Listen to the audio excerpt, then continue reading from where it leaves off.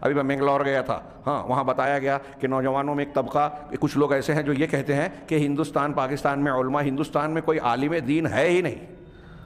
ایک طرف لوگ جاہلوں سے استفادہ کر رہے ہیں، مرزا انجینئر ہے، عالم دین کی طرف سے استفادہ رجوع کر رہے ہیں، اور ان موضوعات پر گفتگو کرتا ہے جن پر اہل سنت خاموشی اختیار کرتے ہیں، قرآن و حدیث کی تعلیم کی بنیاد پر، جہالت کی بنیاد پر نہیں، اور وہ جہالت کی بنیاد پر بول رہا ہے. تو ایک طرف لوگ جاہلوں سے فائدہ اٹھا رہے ہیں، ہمارے یہاں بردرز جو عالم بھی نہیں ہے، عالم سے بھی اونچا درجہ افتاء کا ہے، فتویٰ دے رہے ہیں. اگر ہم تنقید کریں تو کچھ لوگوں کو برا لگتا ہے، ہم ان کی مخالفت نہیں کر رہے ہیں، اصلاح کر رہے ہیں، یہ ان کا میدان نہیں ہے. ہاں کسی کا فتویٰ پڑھ کر آپ فتویٰ دے دیں یہ کافی نہیں ہے، اس کی اپنی باریکیاں ہیں، نزاکتیں ہیں، حالات کی اور پس منظر کی بنیاد پر فتوے کی شکلیں بدلتی ہے، اس کا لحاظ کیا جاتا ہے. خیر، ایک طرف یہ ہے کہ غیر علماء سے لوگ استفادہ کر رہے ہیں، اور دوسری طرف ایسی بات چلائی جا رہی ہے کہ یہاں کوئی عالم ہے ہی نہیں. میں نے وہاں ہلکے سے بتایا ہم شبہات کے فتنے میں یہ بات بار بار پڑھ رہے ہیں، اور آج کل یہ بات کافی بیان کی جا رہی ہے کہ یہود و نصارہ کا ایک ایجنڈا ہے، ہوائی بات نہیں ہے، یہ ثبوتوں کے ذریعے سے موجود ہے یہ چیز کہ علماء کرام سے عوام کا، مسلمان عوام کا تعلق توڑ دیا جائے تو دین پر حملہ کرنا، گمراہیاں ڈالنا، شرک، کفر، بدعت، خرافات کو عام کرنا بہت آسان ہو جائے گا. اور اس کی وہ مثال آپ دیکھ سکتے ہیں کہ جن بستیوں دیہاتوں میں عالم دین ہے ہی نہیں، دین کا علم وہاں نہیں ہے، وہاں عقائد اور ایمانیات کی منہجیت کی کیا کیفیت ہے.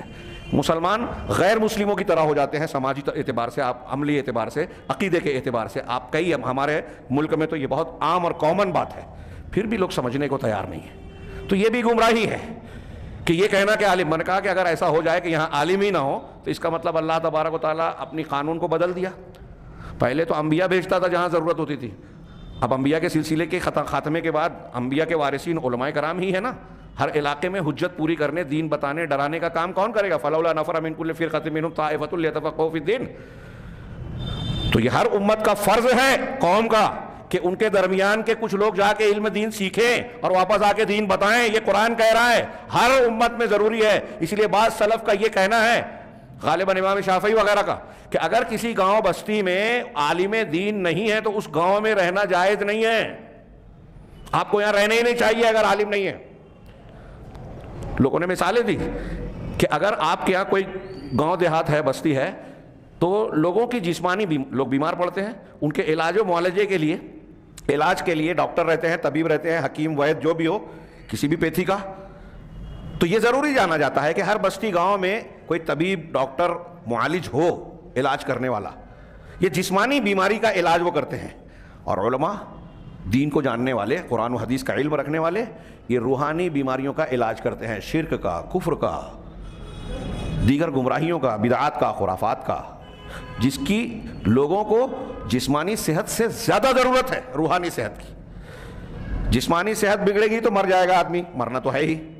روحانی صحت بگڑی اور کفر اور شرک آ گیا تو دنیا کی زندگی بھی خراب، بے چینی، بے امنی، بے سمتی کا شکار، اور آخرت میں بھی دائمی ہمیشہ کے بھیانک عذاب کا شکار ہوگا.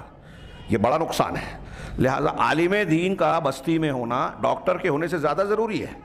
اب پورے ہندوستان میں نہیں ہے وہ لوگ کہہ رہے ہیں کچھ لوگ، تو ہندوستان میں رہنا ہی نہیں چاہیے ان کو.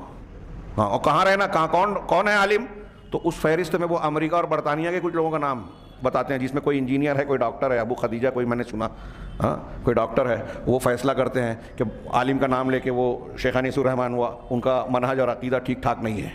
وہ جاہل آدمی بولتا ہے، اس کا یہ کہنا اس بات کی دلیل ہے کہ وہ جاہل ہے.